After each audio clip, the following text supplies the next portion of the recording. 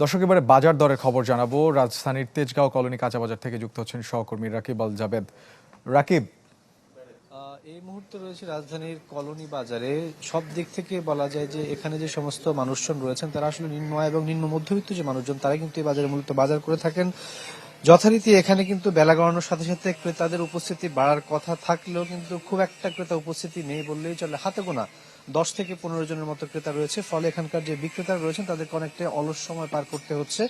তবে দ্রব্যমূল্যের যে ঊর্ধ্বগতি অন্যান্য বাজারগুলোতে আমরা দেখি, এই বাজারে খানিকটা কম দামে কিন্তু পণ্য পাওয়া যাচ্ছে বলে আমরা দেখেছি। যেখানে সবজির যে দরগুলো আমরা দেখছি 30 থেকে 40 টাকা কিছু কিছু সবজি পাওয়া যাচ্ছে, তবে অধিকাংশ সবজির দামে কিন্তু 50 টাকার উপরে। বিশেষ করে সিজনাল যে সবজিগুলো রয়েছে সেগুলোর দামের ক্ষেত্রে খানিকটা কম দেখতে পাচ্ছি এখানে। তবে যথারীতি যে নিত্যপণ্যগুলো রয়েছে, বিশেষ করে পেঁয়াজ, আলু, ডিম কিংবা মুরগির কথা যদি আমরা বলতে চাই, সেগুলো কিন্তু অন্যান্য বাজারের মতোই কিন্তু উচ্চ মূল্যে বিক্রি হচ্ছে। ফলে যে সাধারণ ক্রেতারা রয়েছেন তারা কিন্তু চরম বিপাকে পড়েছেন।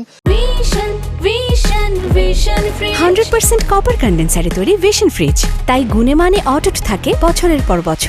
এর একটা স্পষ্ট রেশ কিন্তু বিক্রেতাদের ব্যবসায় কিন্তু পড়েছে। তারা বলছেন যে বেলা গড়ালেও কেউ কেউ কিন্তু বনিও করতে পারেননি, ফলে অনেকেই হয়তো মোবাইল হাতে নিয়ে কিংবা পত্রিকা পড়ে নিজেদের যে ব্যস্ত সময়টা সেটা আসলে কাটাচ্ছেন।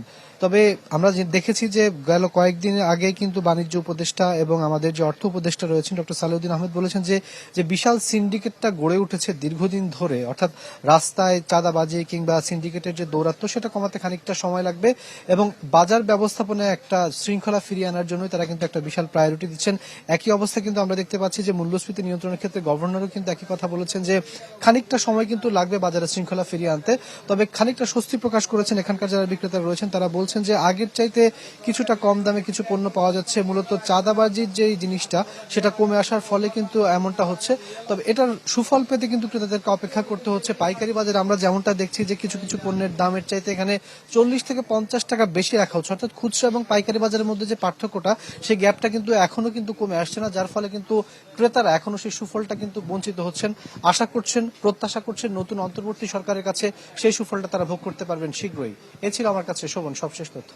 ধন্যবাদ রাকিব। দর্শক, রাজধানী তেজগাঁও কলোনি কাঁচা বাজার থেকে বাজার দরের খবর জানাতে যুক্ত হয়েছিলেন সহকর্মী রাকিব আল জাবেদ।